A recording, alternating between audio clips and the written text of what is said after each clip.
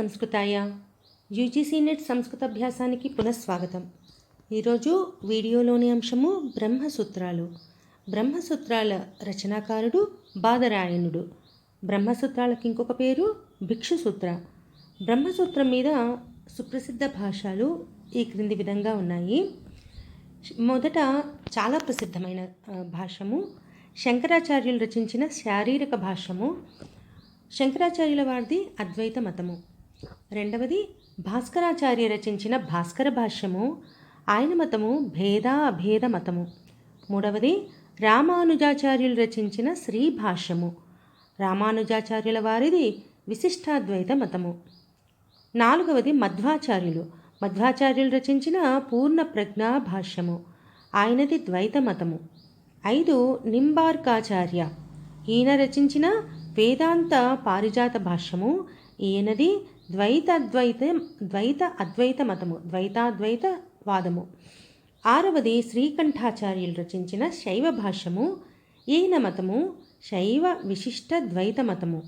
తర్వాత వల్లభాచార్యులు రచించిన అనుభాష్యము. వల్లభాచార్యులది శుద్ధాద్వైత మతము. తర్వాత ఆచార్య శ్రీపతి రచించిన శ్రీకర భాష్యము. ఈయన మతము వీరశైవ విశిష్టాద్వైత మతము. తర్వాత విజ్ఞాన భిక్షు రచించిన విజ్ఞానామృతము. ఆయన అవిభాగ ద్వైత మతానికి చెందినవాడు. చివరగా బలదేవ రచించిన గోవింద భాష్యము. బలదేవులది అచింత్య భేదాభేద మతము.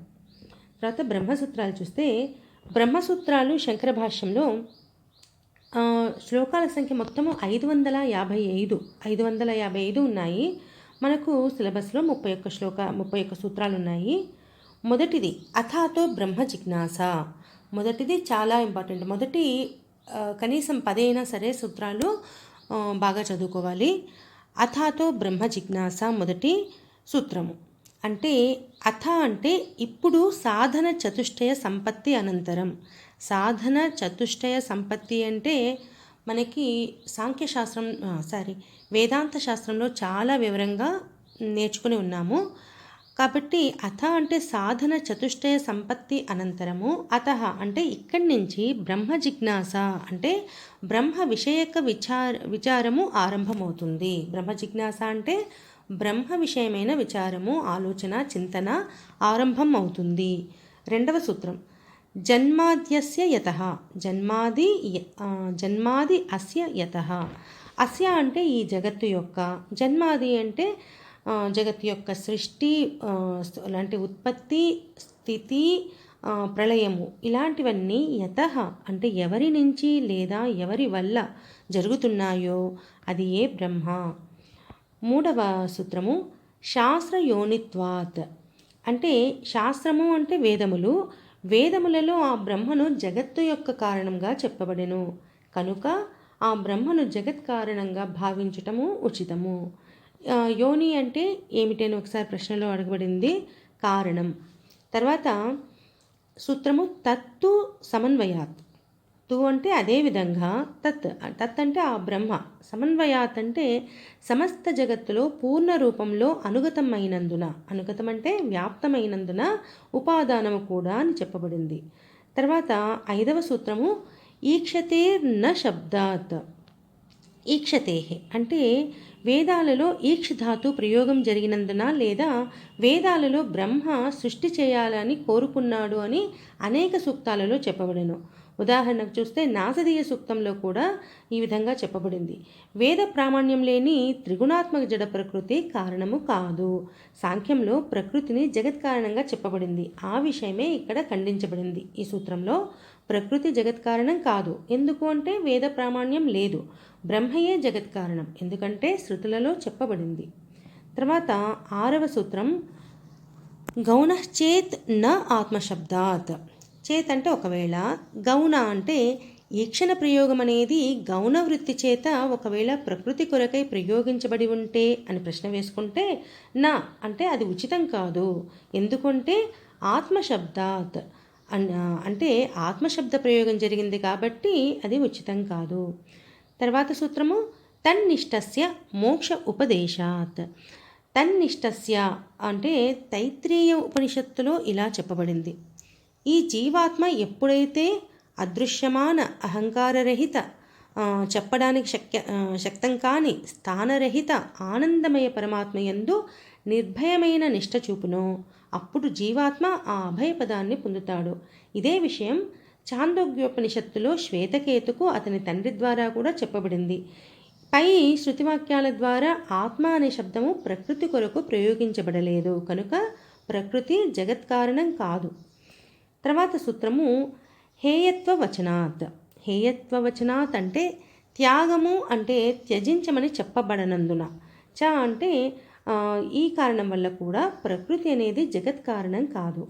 వేదాలలో ఎక్కడా కూడా బ్రహ్మను త్యజించమని చెప్పబడలేదు. బ్రహ్మయందు స్థితిని పొందమని నిష్టను పొందమని చెప్పబడింది. అదే ప్రకృతి విషయానికి వస్తే ప్రకృతిని త్యజించి అపవర్గం పొందమని సాంఖ్యంలో కూడా చదువుకున్నాము.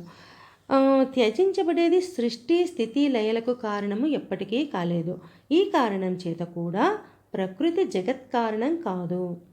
తర్వాత సూత్రము స్వాప్యయాత్ అంటే స్వ ఆప్యయాత్, తనలో విలీనం కమ్మని శృతులలో చెప్పబడింది కనుక సత్ శబ్దం అనేది జడ ప్రకృతికి వాచకం కాలేదు. 10వ సూత్రము గతి సామాన్యాత్. అన్ని ఉపనిషత్ వాక్యాలు కూడా ప్రవాహం వంటి రూపంలో చైతన్యమే జగత్తుకు కారణం అని చెప్పాయి. ఉదాహరణకు తస్మాత్ వా ఏతస్మాద్ ఆత్మనః ఆకాశః సంభూతః అని తైత్తిరీయ ఉపనిషత్తు వాక్యము. కాబట్టి జడ ప్రకృతి జగత్కారణం కాలేదు. తర్వాత 11వ సూత్రము శృతత్వాత్ చ.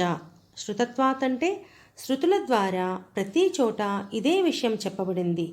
చ అంటే కనుక పరబ్రహ్మ పరమేశ్వరుడే జగత్తుకు కారణం. ఉదాహరణకు స కారణం కరణ అధిపాదిపో నచ అస్య కశ్చిత్ జనిత నచ అధిపః అని. ఆ పరమాత్మ సంఘం యొక్క పరమకారణం మరియు సమస్త కరణముల అధిష్టాతలకు అధిపతిగా ఉన్నాడు. ఎవరు ఆ పరబ్రహ్మకు జనకుడు కాదు మరియు ఎవరు ఆయనకి స్వామి కాదు. 12వ సూత్రం ఆనందమయ అభ్యాసాత్. ఆనందమయోభ్యాసాత్ అంటే అభ్యాసాత్ అంటే శృతులలో మళ్ళీ మళ్ళీ ఆనంద శబ్దాన్ని బ్రహ్మకై ప్రయోగించినందున ఆనందమయ శబ్దం పరబ్రహ్మ పరమేశ్వరుని వాచకము అని ఇక్కడ చెప్పబడింది. ఉదాహరణకు రసో వై సహ. రసో వై సహ రసం హి ఏవ అయం లబ్ధ్వా ఆనందీ భవతి. కో హి ఏవ అన్యాత్ కః ప్రాణ్యాత్ యత్ ఏష ఆకాశ ఆనందో న స్యాత్ ఏష హి ఏవ ఆనందయాతి. ఆ ఆనందమయమే రసస్వరూపం. ఈ జీవాత్మ ఈ రసస్వరూప పరమాత్మను పొంది ఆనందయుక్తం అవుతుంది.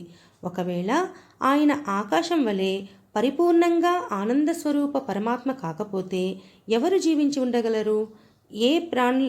ఎవరు ప్రాణుల యొక్క క్రియలను నిర్వహిస్తారు? నిశ్చయంగా ఈ పరమాత్మనే అందరికీ ఆనందం ప్రదానం చేసేవాడు. తర్వాత 13వ సూత్రము వికార శబ్దాత్ న ఇది చేన్న ప్రాచుర్యాత్. చేతంటే ఒకవేళ వికార శబ్దాత్ మయట్ ప్రత్యయం వికారబోధకం అయినందున న అంటే ఆనందమయ అనే శబ్దం బ్రహ్మ కొరకు వాచకం కాలేదు. అంటే బ్రహ్మ నిర్వికారం కనుక ఆయనకు ఈ వికారబోధకమైన మయట్ ప్రత్యయము ఆయనకి వాచకం కాలేదు అని అనుకుంటే కానీ ఈ కథనం ఉచితం కాదు. ఎందుకు అంటే కారణం ప్రాచుర్యాత్. ఇక్కడ మయట్ ప్రత్యయం అనేది ప్రచురతా ద్యోతకం. ప్రాచుర్యాత్ అంటే ప్రచురతా ద్యోతకం కానీ వికార ద్యోతకం కాదు. తర్వాత 14వ సూత్రం తత్తేతత్తు వ్యపదేశాత్. తద్దేతత్ తు వ్యపదేశాచ్చ. ఆ ఆనందహేతువుగా బ్రహ్మను ఉపనిషత్తుల్లో చెప్పబడింది కనుక ఈ కారణం చేత కూడా మయట్ ప్రత్యయం అనేది వికారార్థబోధకం కాదు. 15వ సూత్రము మంత్రవణికం ఏవ చ గీయతే. చ అంటే ఇంకను మంత్రవర్ణికం అంటే మంత్రాక్షరాలతో దేనిని గురించి అయితే వర్ణించబడిందో అది బ్రహ్మను గురించే ప్రతిపాదించబడినది. ఈ కారణం చేత కూడా ఆనందమయం బ్రహ్మయే. తైత్తిరీయ ఉపనిషత్తు బ్రహ్మానందవల్లిలో మొదటే ఇలా చెప్పబడింది. సత్యం జ్ఞానం అనంతం బ్రహ్మ యో వేద నిహితం గుహాయాం పరమే వ్యోమన్ సోష్ణుతే సర్వాన్ కామాన్ సహ బ్రహ్మణ విపశ్చిత. అంటే బ్రహ్మ సత్యము జ్ఞానస్వరూపము మరియు అనంతము. ఆ బ్రహ్మ విశుద్ధ ఆకాశ స్వరూప పరమధామముల యందు ఉంటున్నప్పటికీ ప్రతి ఒక్కరి హృదయరూప గుహల యందు దాగి ఉంటాడు. ఎవరైతే ఈ విషయం తెలుసుకుంటారో వారు అందరి యోగక్షేమాలు నిర్వహించే బ్రహ్మతో సహా సమస్త భోగాలను అనుభవిస్తారు. ఈ మంత్రం ద్వారా బ్రహ్మను అందరి యందుండే అంతరాత్మగా మంత్రవన్నికం అని చెప్పబడింది. అలాగే బ్రాహ్మణ గ్రంథాలలో ఆనందమయంగా అంతరాత్మ చెప్పబడింది. రెండింటి ఏకతా కొరకు ఆనందమయ శబ్దం బ్రహ్మకై వాచకం అనడమే ఉచితం. ఒకవేళ ఆనందమయ శబ్దాన్ని జీవాత్మ యొక్క వాచకం అనుకుంటే ఏమిటి హాని అంటే తర్వాత సూత్రంలో నా ఇతర అనుపపత్తేహే. ఇతర అంటే బ్రహ్మ కంటే భిన్నమైన ఏదైతే జీవాత్మ ఉందో అది ఆనందమయం కాలేదు.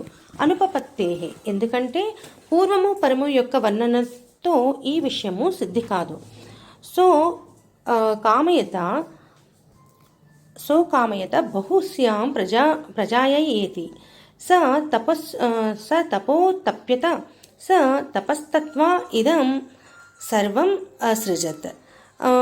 ఆ ఆనందమయ పరమాత్మ ఇలా సంకల్పించాడు, నేను అనేకం అవుతాను, జన్మగ్రహణం చేస్తాను, తర్వాత తపస్సంకల్పం చేశాడు. సంకల్పం అంటే అది సంకల్పం చేసి అంటే తపహ చేసి సంకల్పం చేసి సమస్త జగత్తును రచించెను. ఇలా తైత్తిరీయ ఉపనిషత్తులో చెప్పబడింది. జీవాత్మకు జగత్తును రచించే సామర్థ్యం లేదు కనుక ఆనందమయ శబ్దం అనేది పరమాత్మకై ప్రయోగించబడింది అని మరొక కారణం కూడా తర్వాత సూత్రంలో చెప్పబడింది. భేద వ్యపదేశాచ జీవాత్మను పరమాత్మను ఒకదానికొకటి భిన్నంగా చెప్పబడ్డాయి. ఈ కారణం చేత కూడా ఆనందమయ శబ్దం జీవాత్మవాచకం కాలేదు. 7వ అనువాకంలో చెప్పిన సుకృత నామం ఆ రసస్వరూపం. ఈ జీవాత్మ ఆ రసస్వరూప పరమాత్మను పొంది ఆనందయుక్తం అవుతుంది. దీన్ని బట్టి రెండింటి భేద సిద్ధి అయ్యింది. ఇక్కడితో ఈ వీడియో సమాప్తము. మిగిలిన సూత్రాలు మరొక వీడియోలో